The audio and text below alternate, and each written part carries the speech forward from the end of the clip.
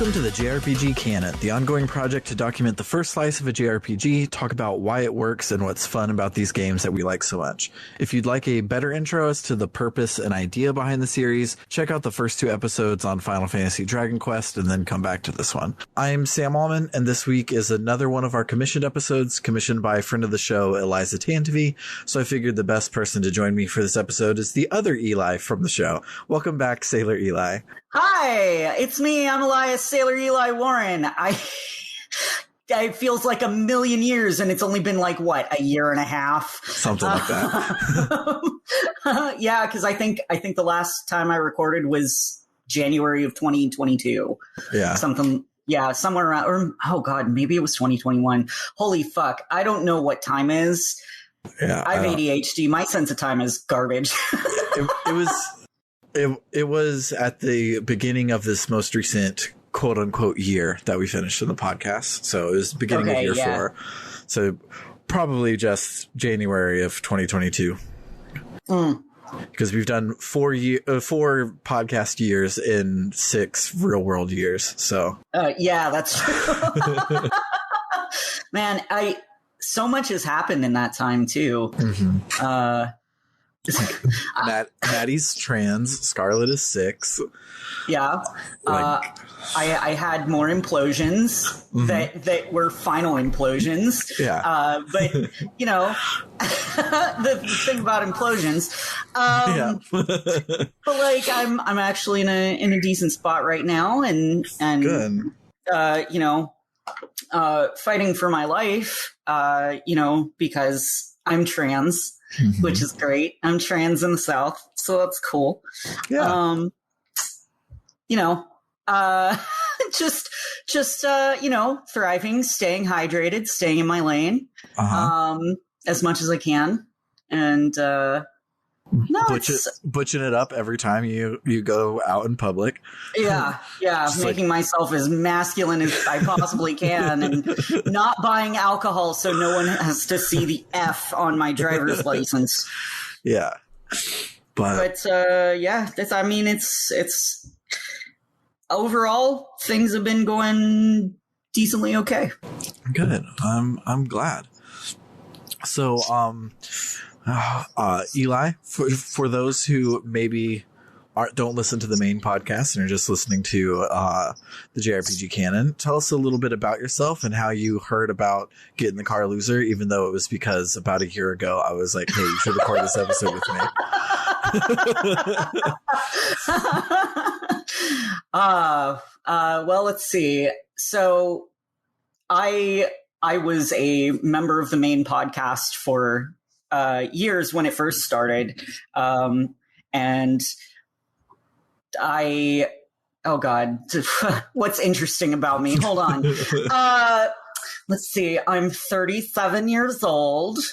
I'm a Gemini. Yeah. So, yeah, I was a YouTuber for a while, and we started this podcast together. And I kind of burn out on it, so I've been away doing my own thing, which is playing a lot of Final Fantasy 14. I've gotten real deep in the paint with the RP community. I run a venue in Final Fantasy 14. I do a lot of macro performances where I write macros that sync up with music. I'm an all-around nerd, though. I've become obsessed with Pokemon Violet. Like absolutely fucking obsessed. Did you ever finish that, by the way? No, I am still pre-first gym. Oh my God. Yeah, I've been meaning to get back into it, but it came out within the first couple of months of being divorced, and so I just kind of stick to it. But that's fair. I'm figuring that Zelda will make me want to play my Switch again, and then while I'm there, I'll be like, oh hey, look at these 2 other open world fantastic RPGs that are both about Pokemon that I haven't played yet. You didn't finish Arceus either? No, I also don't have. So I know there's not gyms, but I if there were, I hadn't gotten to the first gym of that one either. Understandable. I mean, well, I never finished Sword and Shield or Brilliant Diamond. Like, I got about halfway through both of those games and then just dropped them because I was getting disillusioned with Pokemon. And then Violet came out and I went, oh my God, this is the best Pokemon game I've ever played. Glitches aside. Yeah. By the way, are those any better? Or is it still just completely broken? The glitches are still like they really have not done a whole lot to fix that shit. Okay. Like if it's something that could be exploited, they fixed it immediately. But fun is not allowed. Yeah. Raids are still buggy as shit, and it's infuriating. I actually lost like an hour and a half worth of progress because I forgot to save before a raid, and then I got stuck because the Terra Pokemon did something and it just kind of trapped me there. And I went, okay, well, it'll kick me out when the timer runs out. And then it didn't. Oh, great. I had to restart my whole game and I lost like 200 eggs that I had just bred. Thankfully, breeding in that game is mostly a waiting game where you just sit around and have a picnic and occasionally click the basket. Which is pretty nice. I actually like how breeding is done in that game. I don't have to run around and then go pick up a single egg and then run around to pick up another egg. But I am looking forward to The Legend of Zelda Twink Simulator 2. Mm-hmm. It's looking very nice. And I mean, I was obsessed with Breath of the Wild, so Tears of the Kingdom is just like that's almost certainly going to be my game of the year. Yeah, a lot of my friends are replaying Breath of the Wild to get ready for it, but I think that would burn me out because I can't do anything a little. I have most of the Korok seeds and every single shrine in Breath of the Wild. I did all 120 shrines. So if I were to replay it, I would want to do the same thing, but this time I would use the DLC and also do the post game and go and get the fucking Master Sword motorcycle or whatever. So I would definitely burn myself out on running Link around a really cool looking place and doing some physics shenanigans before the next game. So I'm playing for the first time Age of Calamity, and I still don't like Musou games, and I really wish that the combat felt a little better, but it's pretty, so that's good. It'll get me there. It's got that going for it. Yeah. Sometimes if a game is pretty, that's all it really needs. Yeah. But it really it's very dependent on just how pretty it is. Mm-hmm. Speaking of games that are pretty, so I first heard about Get in the Car Loser through Screenshot Saturdays, which is a thing on Twitter where indie games people are like, hey, this is what I'm working on. And so I saw it a bunch of times there. I'm like, this looks fantastic. It looks like everything I need it to be. It is a Mean Girls reference. All of these people are lesbians. It is pixel art. It is an RPG. I'm all about it. But then I never actually got around to playing it. It only came out in like 2021, didn't it? Yeah, I think it took a while. It's relatively new. Yeah, it took a while to come out, and when it came out, there was some promotion where it was free, and I don't remember if it was in one of the bundles, like the racial justice bundle, or if it was in one of the humble bundles or something, but I ended up having it, and so when Eliza was like, hey, I've gotten to JRPGs late in life. I have no idea what I should do. I just sent a huge list of games that that belong on a list called the JRPG Canon, like the Dragon Quests and the Pokemons and those sorts of things, and then games that don't belong on the list, but I wanted to talk about anyways. And this was that second chunk. So I'm excited to actually play it and talk about it. So and I'm glad that it was pointed out to you. I don't really go seeking out video games all that much. Like I poke at my Steam store, you know, the queue that I get every now and then. But like I've my motivation for a lot of games has really tanked. Not just because I'm playing a lot of Final Fantasy, but because, man, shit's fucked right now in the world. And it's really harshing my vibes. It's really fucking with my steez, you know, all those other colloquialisms that nobody uses anymore, but I'm almost 40, so fuck it. I'm just going to embrace being old. But you know, so this is not one that I would have gone searching for. And then Sam told me about it and I was like, oh, this sounds fucking rad. And it turns out it is. Yeah. It's fantastic, actually. Yeah. It's real great. And I fully intend on finishing it at some point because I did have a thoroughly good time playing it. Even if I did not really get a good grasp on the mechanics. Yeah, and the part where we stopped is where the mechanics started to really click for me. And so I think that once you have all 4 face buttons and you have all 4 color combinations, things are going to start clicking and making a lot more sense because it's more complete. But that's where we had stopped. So the first thing we're going to do is we're going to listen to the battle theme because it's a vocal theme. Vocal themes are badass. It's so good. The music in this game is so fucking good. And then we'll talk about what history behind this game that I could find out because it's a pretty small indie game, and then we'll go from there. There's something in the air, the cloud of dust that trails behind us.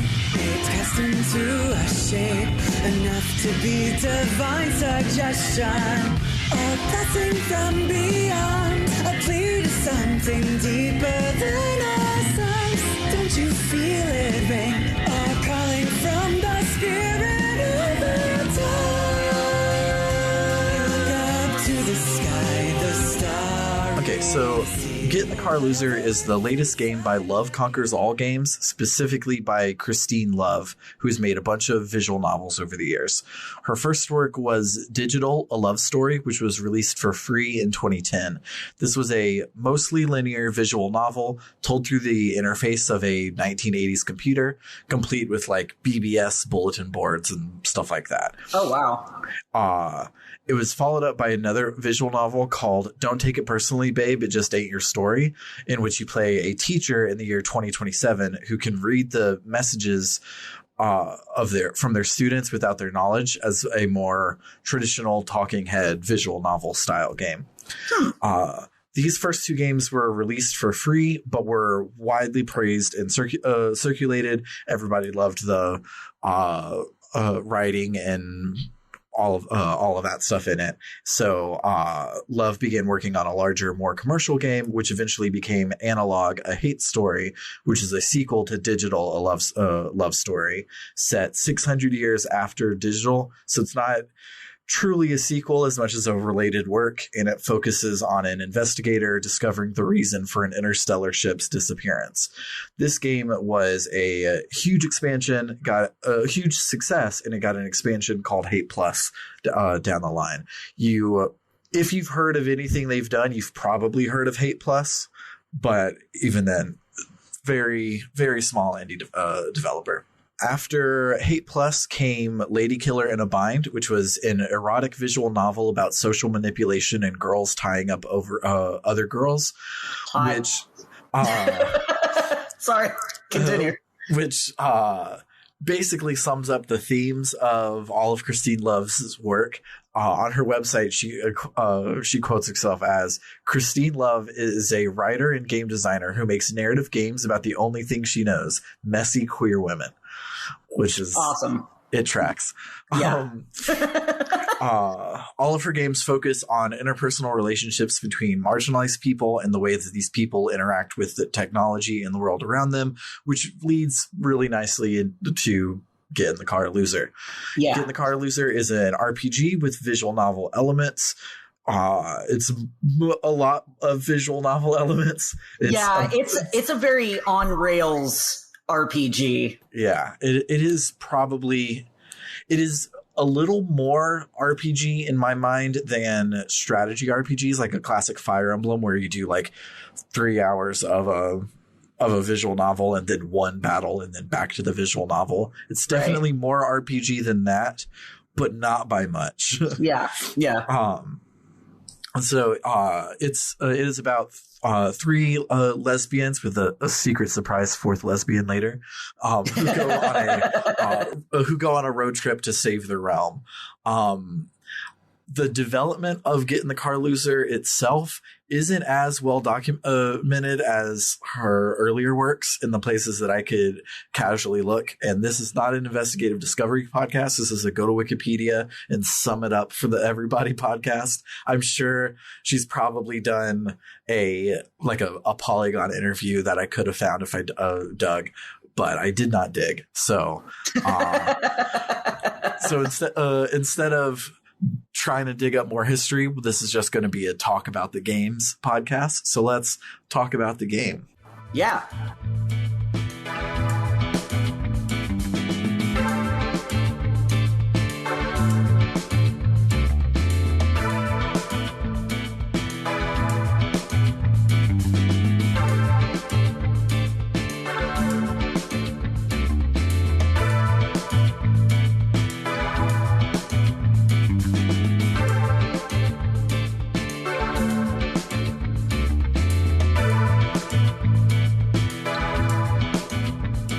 When you start the game, you're offered a difficulty choice: normal, easy, and story.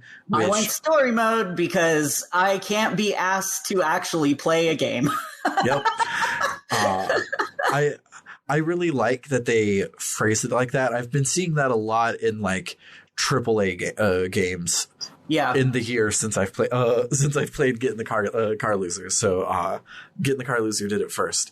But, I will say I really, really love when games give difficulty options and there is a super easy and a super hard, because I feel like that makes it more accessible, and I think games should be accessible.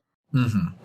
And I especially like when they like highlight that, like, hey, we worked hard on this story, and sometimes it's really cool to press a button and be rewarded with cool story stuff on the other end, and that's a totally fine way to engage with our art. We also did some really cool gameplay things, and we think it would be really cool to do that. This one has normal, easy, and story. You unlock hard mode. Normal is not hard. You probably would do fine at normal, Eli. I actually, when I was refreshing myself on it, what I did was I went and found a YouTuber to watch, and I should give them credit. I don't know this person's pronouns, but they go by Comrade Bubbles. They only have 101 subscribers on YouTube, but they had great commentary, and they're clearly behind the message of the game, which is a big thumbs up from me. They seem really into the queer elements of the story. They're a Valentin stan, which agreed. I'm way into Valentin. I'm way into Sam and Grace too. I love all of them. They're great. But just wanted to give them a shout out. I know the podcast is also, we don't have like a huge audience, but it's nice to give credit where it's due. So Comrade Bubbles, you are my comrade as well. But and I think you can unlock hard because there's a lot of like interesting, which we'll get into as they come up, but there's a lot of like interesting gameplay choices to be making along the way. That was what I was going to say. They played on normal mode, and it did not look significantly harder than what I did. Yeah. And it's not super hard, but like maybe you could die in a boss fight type thing, but not nearly as perilous as some things were. So I think there probably is a hard mode or something once you unlock it, but I don't know. I haven't beaten it yet. But, so the game recommends to start playing on normal, so that's what I picked. The game starts with this girl named Sam, no relation. I actually couldn't remember because it wasn't in my notes from last year that I was punching up for tonight. I had to ask Eli. I'm like, is the character's name Sam, or did I name them and just not mention it in the in the notes? Nope. She is named Sam. Cool. So, she's getting accosted by some white man for dressing like a slut, and doing so is going to cause the machine devil to come back. Then a non-binary person in a cool-ass car drives up to save Sam from this, quote, healthy debate that that he's offering. He makes a trigger joke, so the car person, it's Valentine that I mentioned earlier, punches the shit out of him, tells him to stop harassing women. We get in the car and go. Yeah, I will say this game is not subtle about its symbolism, and I'm fine with that. I think it's handled very well.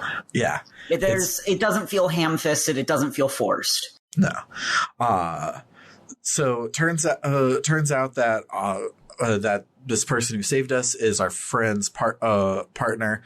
Our friend's name is Grace. The partner's name is Valentin. Who it's not voice acted, so however it's pronounced.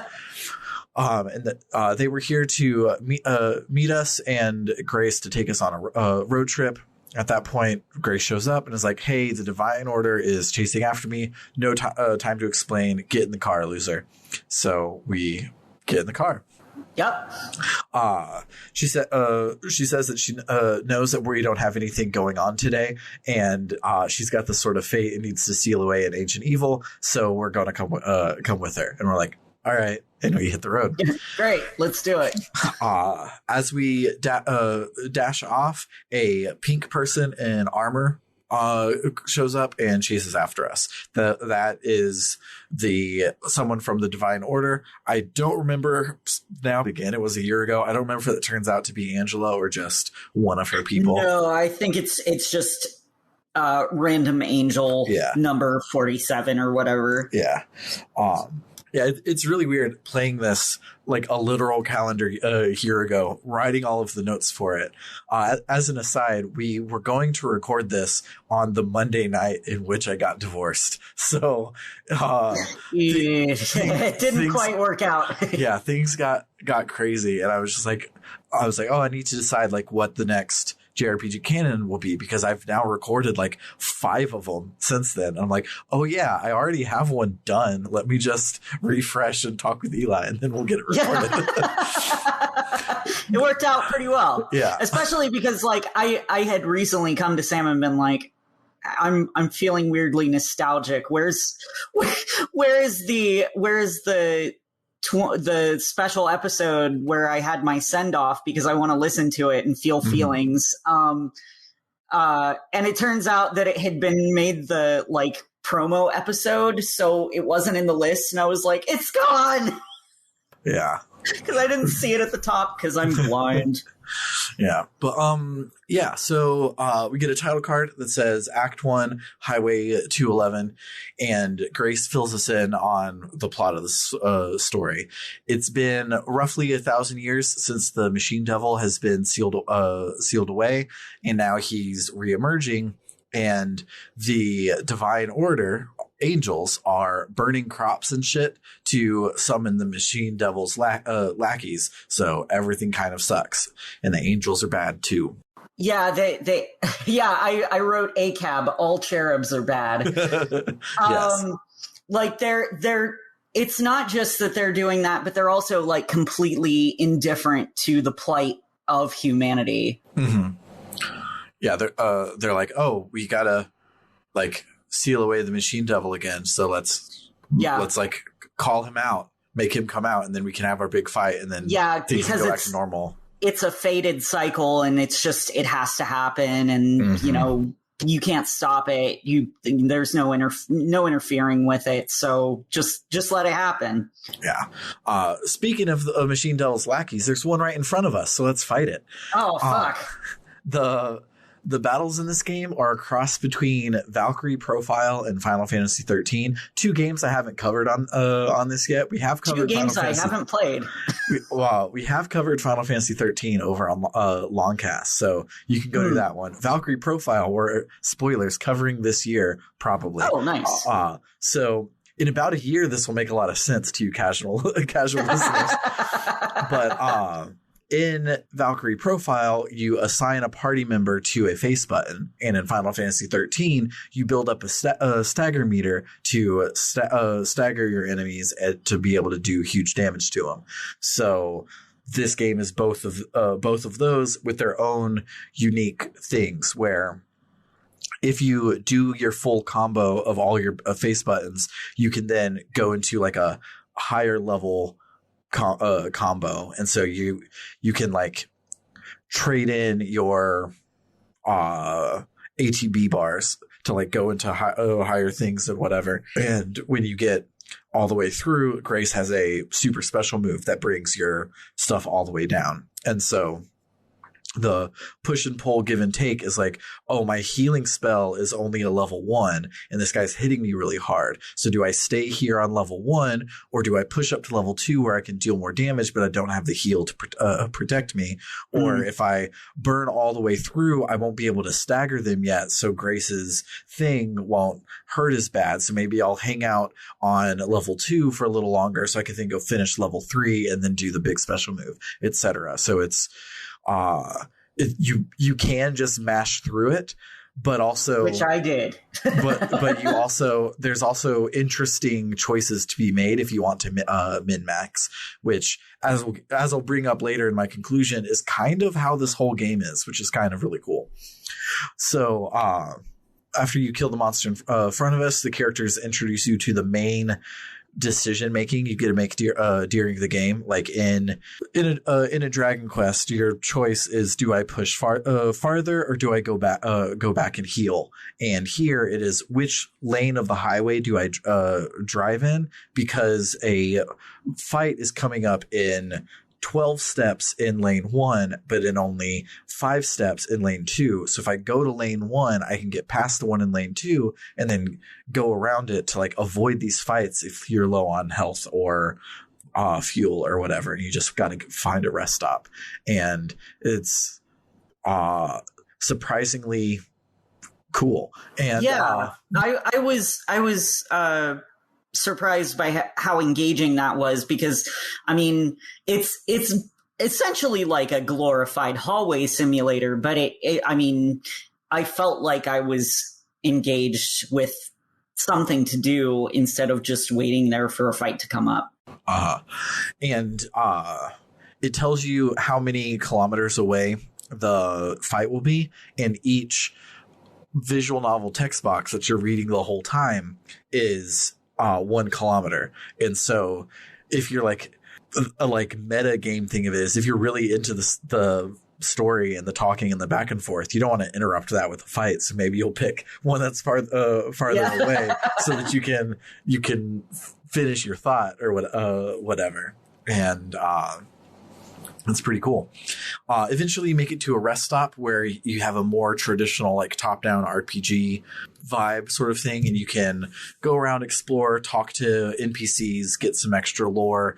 You can refuel your car. You can pick up new trinkets, which are the equipment of the game, and you can save your game and fully heal up your party.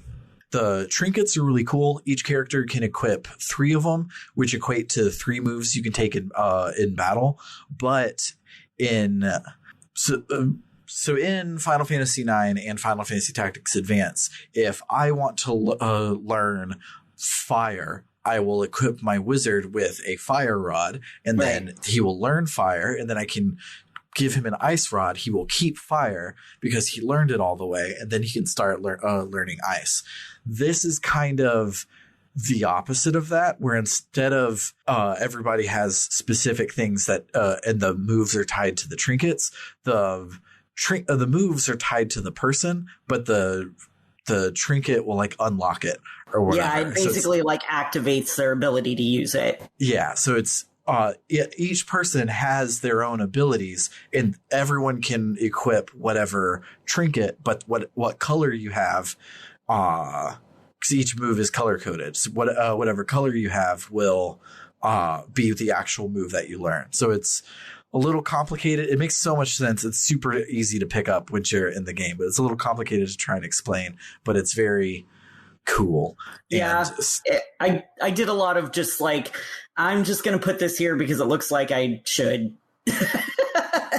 And you can do things to like level them up and make them stronger and things like that. And it's pretty basic, but pretty cool at the same time. I really enjoyed the trinket system.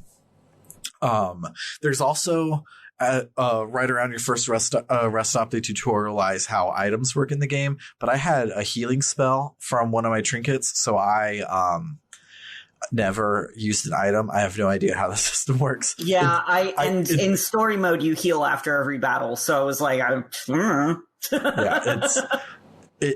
it's a non-standard system because they brought in the tutorial. It's like, oh, you use it. You can pause time at any time and use it from the menu, and you only can have so many slots, and they can do. It does something. I just never had to use it, so I don't personally know. Yeah. At the first rest stop, you formally introduce yourself to Valentine and vice versa, and you get back on the road.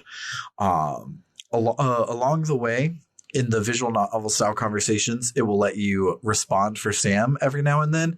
And I'm pretty certain that the choices don't matter, and they're just flavor. If they do matter, it'll be like for something way down the line, like affinity points or something. In the short term, it might be that some conversations are longer, which would affect where you're driving to. But I don't know, because it's to me like it was just flavor, and there's a lot of options. I really like that one of the options is just called Sam-like.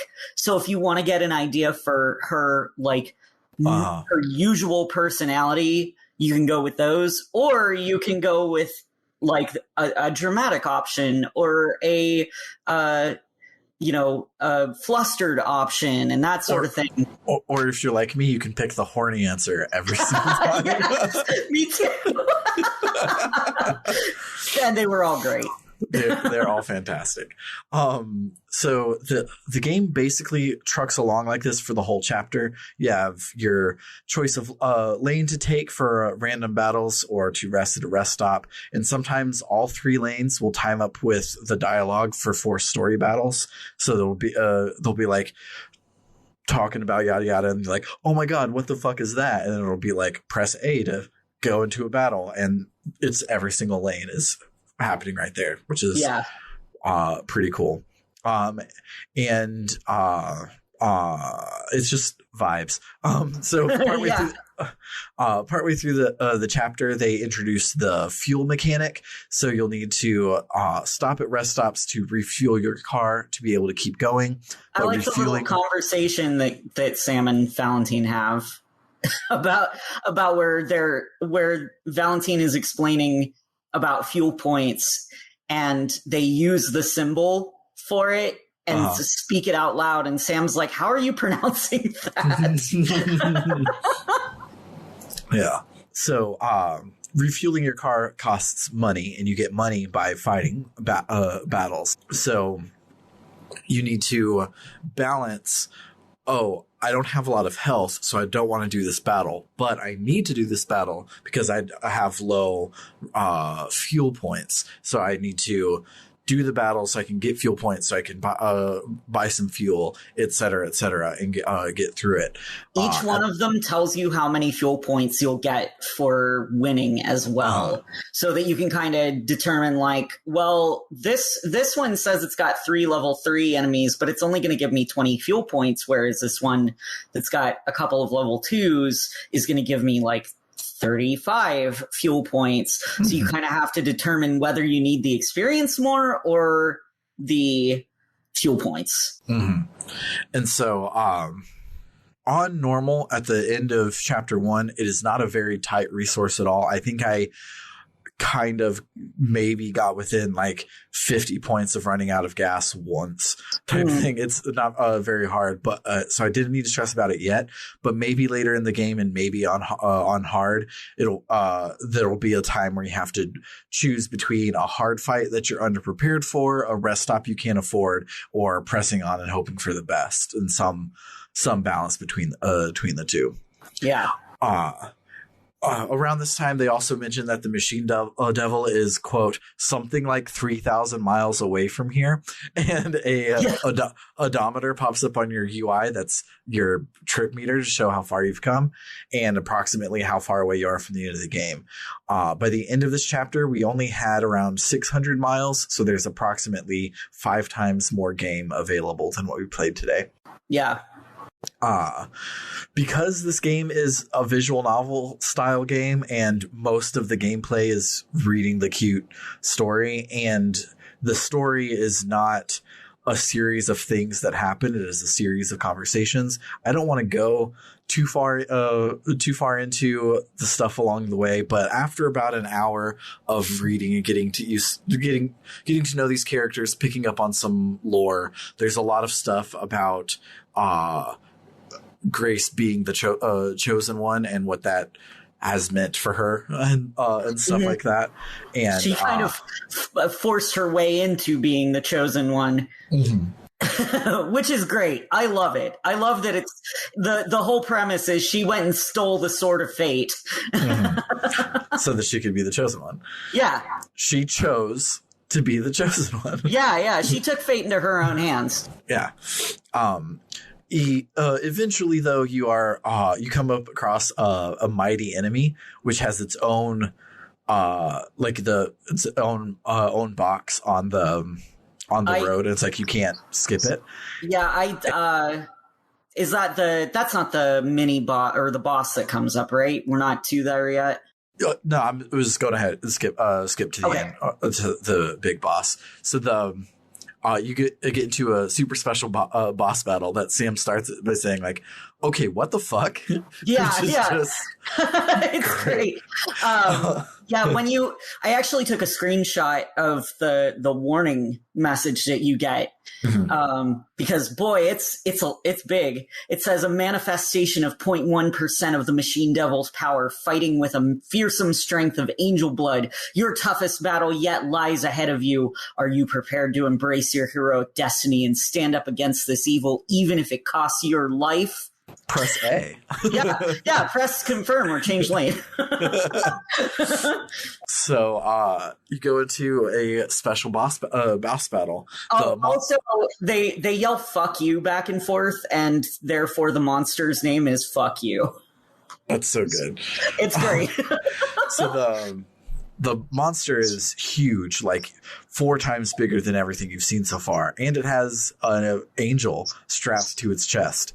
Yes. The angel speaks in the Final Fantasy Game Boy Advance font. Everyone else speaks in a just generic pixel font. But because she speaks in super fancy, you can tell that she's magic. Yeah, she's built different. So she tells us that she's not with the Divine Order, the angels that have been hounding us the whole game. So we're like, okay, cool, we'll save you. That's fine. So we kill the crap out of the monster using all of our newfound skills, and we save the angel. The boss fight, I remember being kind of hard, but not hard enough to make me die on it.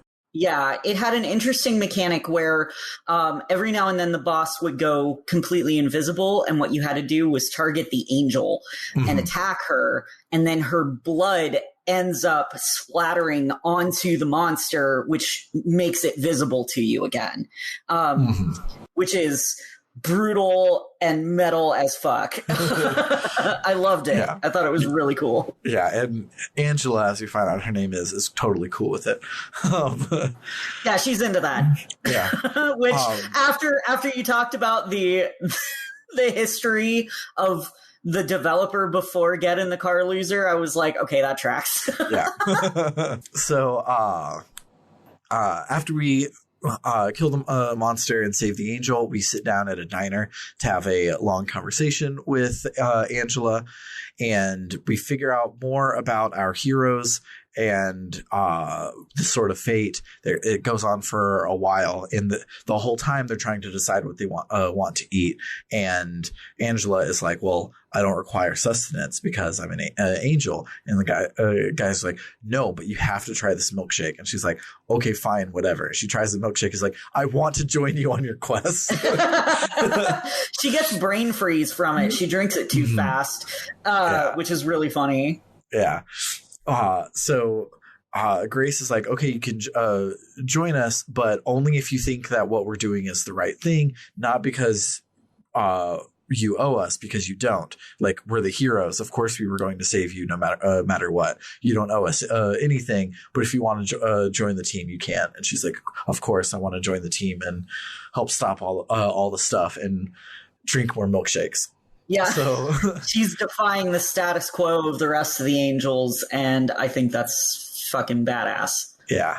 So from there, we head off into Act 2, which is a good enough stopping spot for the JRPG canon. We've gone through the main gameplay loop. Is like you get there in the first 5 minutes. This game has a very short gameplay loop, but stretching it out to more stuff after we get the fourth party member. We now have all 4 face buttons. We have all 4 permutations of the 2 different colors. Combat gets really cool and interesting. Now, this is definitely a good stopping spot. And I didn't cover everything because, like, in like Final Fantasy VI or whatever, we would want to get through a couple of towns, maybe get a couple party members, get the vibe of how that game works. You get the vibe of how this game works in your second random battle, basically. So this one has we played a lot more than the one gameplay loop because it was really good and we didn't want to stop. So let's listen to some more of the smooth jazz sounds of Get in the Car Loser, and then we'll talk about our conclusions and final thoughts and those sorts of things.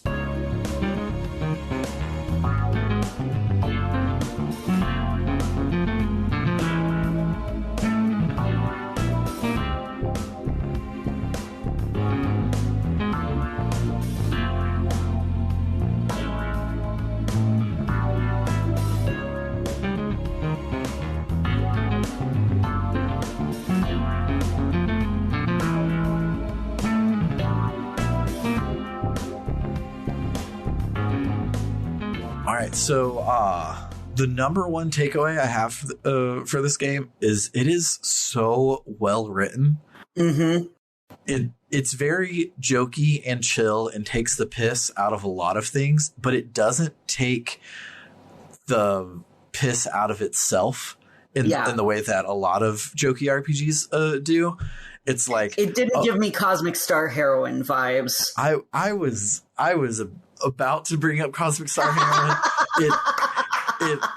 It doesn't, like, Cosmic Star Heroine and a lot of games that are very similar to it are like, isn't it so weird we're making an RPG? That's so stupid. Why would anyone want to do that? Look at all of these things about RPGs. Those are going to be the butts of our jokes.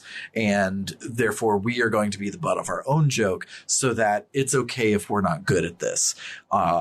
This game does not do that. It takes the piss out of, like, tropes that are common in fantasy. They're also common in RPGs, but it's not ever making fun of itself. It's always making fun of, like, concepts and stuff. And most of the time those concepts are like white men and not even it's like, which rightfully should have the piss taken out. Yes. Saying that is 2 white men.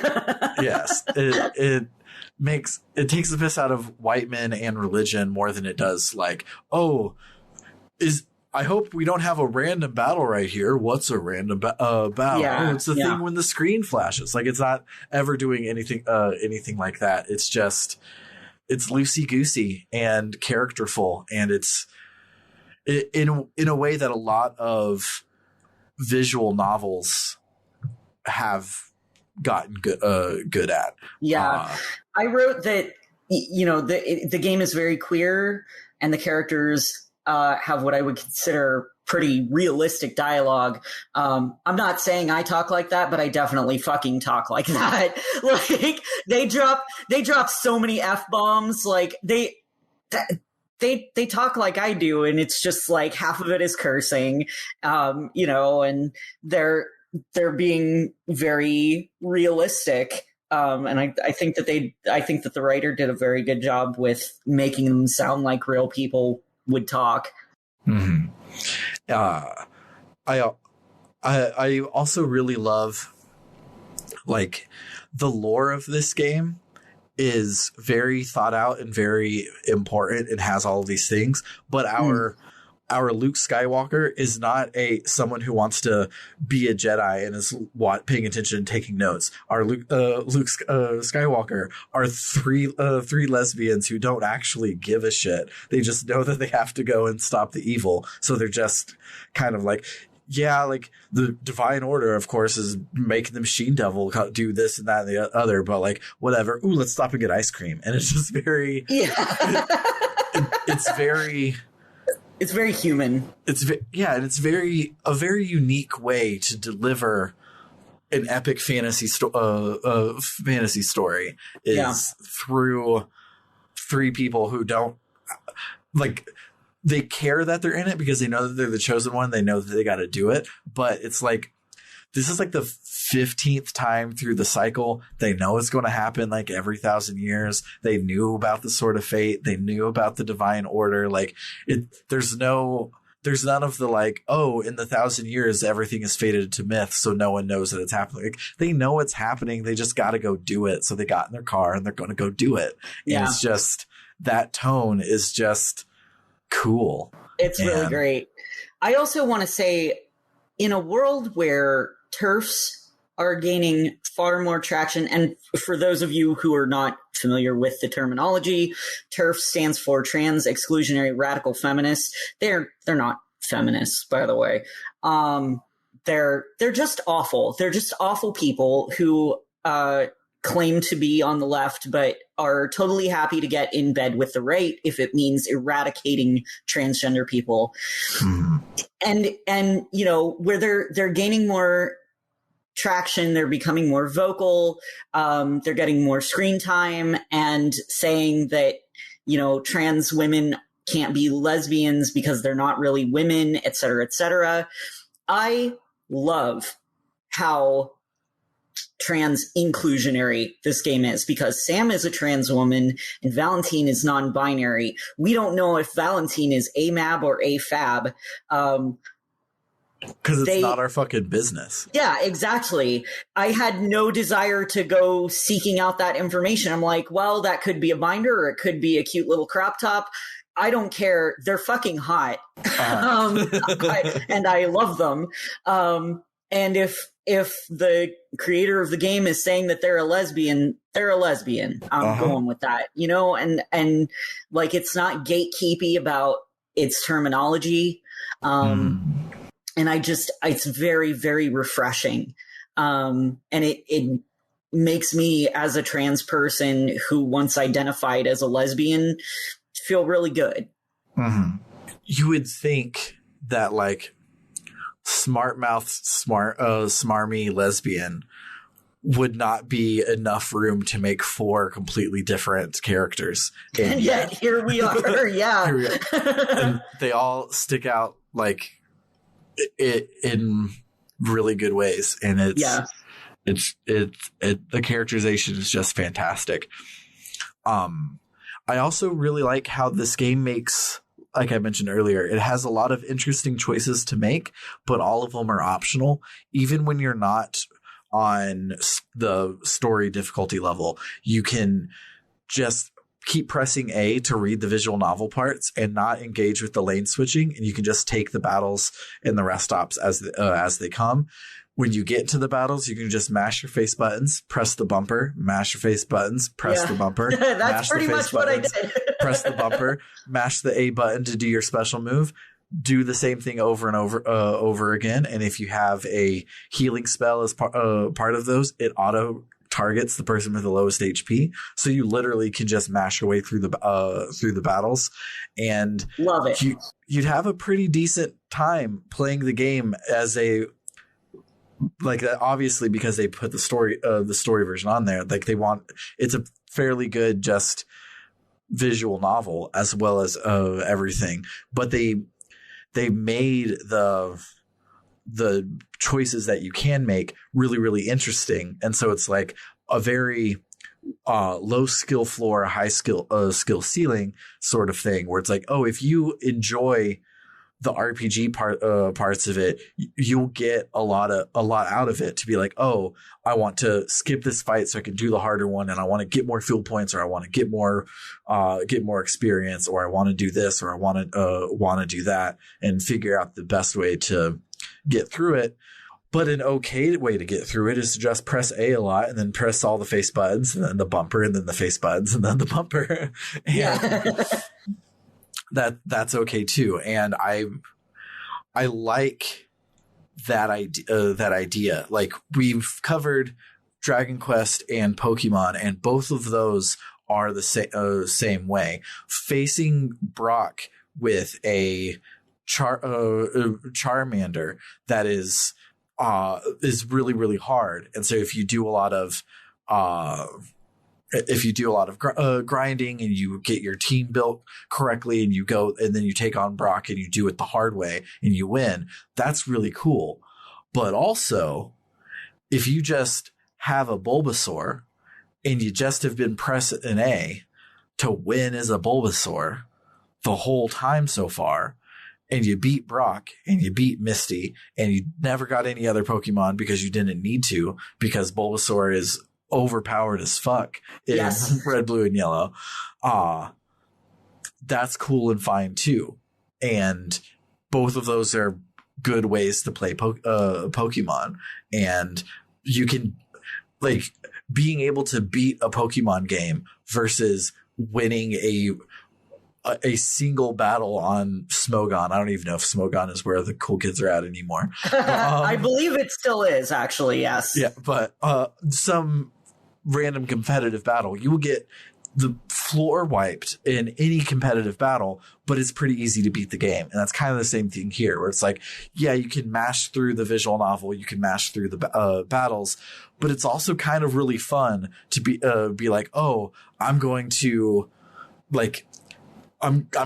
change the timing of my thing so I can get 2 heals off. Like, I'll start with the heal, do the other 3 just right, so I can get a second heal without wasting too much time to get through my level 2s to have extra stuff or whatever. Like, you can. Yeah. You can really choose the difficulty in a lot of different ways other than just starting the game. Yeah, and it's really cool. All in all, this game is super fantastic. In basically the year that it's been since you've played it, there's now 2 expansion story specific really? DLCs, and I want to get both of them. I want to beat the game and play both DLCs. One of them I need to do that too. I think one of them is a beach episode and one of them is a holidays episode, but I don't have it open in front of me to fact check. But you know what? Comrade Bubbles did mention something about if you get this specific DLC, then you get beach outfits for them. So yeah, that sounds right. Yeah, but yeah, I want to get both of them. Want to beat this game. It's definitely a very chill pick up and play for a little bit game, which is something that I need to just have like by default, this is what I'm going to have when I'm just like waiting around and not doing something. It's Steam Deck verified, and it plays really, really good on the Steam Deck. It was beautiful on Steam Deck. Yeah, and so that's where I played it. I played it earlier today a little to remind myself about the battle system and stuff. On the keyboard, you use ZXAS as your face buttons, and then Q and W as your like menu operators of just left and right. When you're doing a face down RPG thing, you use the arrow keys, but like in battle, you use QW and ZXAS, which is a very odd thing, but it works pretty well because everything's close together. But yeah, this game is really good. I think that everyone should play it. If you, especially because of all of the things talked about, how it's like taking the piss out of tropes, but taking them seriously at the same time. If you're a fan of RPGs, as you probably are at this point of why would you start on this episode of the RPG Book Club if you're not? But the people who like our stuff would are probably gay. Like, yes. when people tell me that like trans people are like 0.1%, I'm like, bullshit, because in our history of the podcast, besides me, there have been 5 hosts. 3 of them are trans, and the other 2 are gay men. So yeah, there's definitely more of us out there than people realize. And you know what? Most of them are our listeners. Oh, well, I was going to say, if the world was a safer place, then there could be more of us because we would feel safer being ourselves. Absolutely. There's not more of us because there's some awful trans agenda that's trying to make children trans.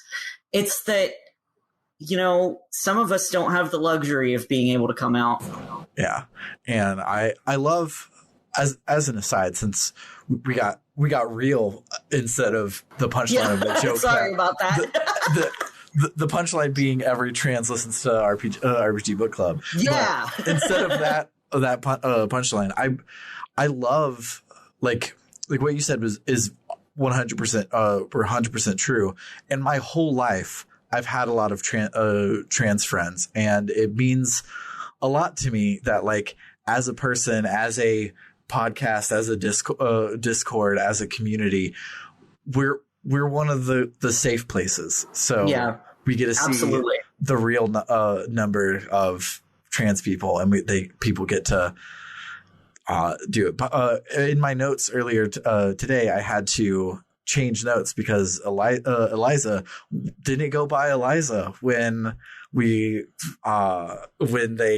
commissioned this episode, so I had to congratulations. So I had to update my jokey intro to make it all make sense and everything, and it just I hope, Eliza, I'm really proud of you. I'm really happy for you and excited. I don't know if I know you personally. I don't know if we've ever spoken through the RPG Book Club, but that's really, really cool. I'm just super stoked for you, and best of luck in second puberty.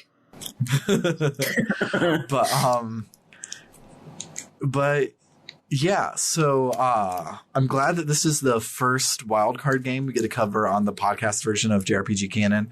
When this was all blog posts, I did almost only wildcard games because those are the things that I was playing at the time, and I wanted to write about them while I was working for Waymo. But here on the podcast version, we have a huge amount of these belong in something called the JRPG Canon, and a large another large number of I just want to talk about Robopon games. So shout out to everyone who has commissioned episodes. I think only Final Fantasy and Dragon Quest that we've done so far haven't been commissioned, and it's because I felt I had to do those before we got around to anything else. So there's just been a huge support of people commissioning these episodes, mostly from Eliza and CW. Eliza and CW have done most of these, but that's awesome. Thank you for the support. Yes. So if you liked this episode being a weird definition of RPG, especially of the JRPG canon, but if you like the weird stuff, we got a lot of weird stuff. We got a lot of normal stuff coming along. One of the upcoming ones. I'm going to get the Game Professor on to cover Jimmy and the Pulsating Mass, which is equally a weird pixel art Game Boy Advance throwback ass game. I've heard of that one. I'm not familiar with it though. Yeah, so definitely stick around. If you would like to sponsor a JRPG Canon episode yourself, you can do so on the web at www.rpgbook.club, where you just can pay $20 and you can tell us what to play. You don't have to try and some people who've done it have been like, oh, I want you to play blah, blah, blah, but the $20 won't cover 2 copies of the game. Screw that. Like if you want us to cover Persona 5 Royal and we have to pay $70 each to cover it, that's fine. I want this is more of a help us offset these costs and whatever, and I just want to talk about the sort of things that you guys want to talk about. I want to play the greats. I want to play the games that you think are great. This is me in dialogue with you guys about I can't believe I just said you guys with y'all. I've been out of Texas for too long. I just want to dialogue with y'all about the games that we like. So it should be an RPG, but the definition of RPG and how canon they are is completely up to you. Yeah, it's pretty loose. For one of our commissioned main series episodes, those we'll play whatever the fuck you want us to. It doesn't even have to be an RPG. Somebody covered SpongeBob Battle for Bikini Bottom. Oh yeah. Which is definitely not the vibe for JRPG Canon. That is not J or RPG. No. But one of our upcoming episodes, more spoilers, is going to be for Zork, which is only if you squint J or RPG. So yeah, if you have any ideas of things you'd like us to talk about where it fits in the grand overture of this half of gaming, because basically I talked about it in one of the old blog posts. I don't even know if those are still accessible from the website. I haven't been to the website in a long time. But in one of them, it was my answer to Is Zelda an RPG, which was just a clickbaity title for me to get to my actual thing that every game is either Space Invaders or Zork. And and those are the only two genres of the two genders. Of games. Yeah, the Space Invaders and Zork. And so the games that are or to quote my current favorite tabletop RPG, every game is a balance between lasers and feelings. Yeah, and, that's true. And so the games that we're covering on the JRPG Canon are the feelings games and not necessarily the lasers games. So so if there's a feelings game that you want us to talk about, or a lasers game that looks like a feelings game for an action RPG or something, you can go and commission one at our website. Besides commissioning an episode, you can also donate monthly to join one of 3 tiers. The Gadabout tier is for everyone who pays $1 or more a month. This will get you access to our Book Club no Kaseki episodes a month before everyone else, and also lets you vote on our polls whenever they go live. The Warrior tier is for everyone who pays $5 or more a month, and they will also get their name shouted out at the end of every episode, much like this. Shoutouts to Floris, Kaldron, Freddie Rodriguez, Aaron524, Vimk, Jfro Prime, and Doho. You all rock. And then finally, we have the Luminary tier, which is everyone who loves us so much that they pay us $20 or more a month. And they also get a 1-sentence shout out to either shout out a social or to just make me say whatever they want. So Shout outs to Eliza Tantavi, who wants you to check out critical-distance.com, which is an aggregator for games criticism and journalism. And also a shout out to Carr, who is a dentist. So his shout out is not for his Twitch stream, but for your own mouth. And he says to brush your teeth twice a day, most importantly, the time right before you go to bed. For the JRPG Canon, I have been Sam Allman. I've been Elias Sailor Eli Warren. Go play some games. Yeah. Toodaloo. Bye.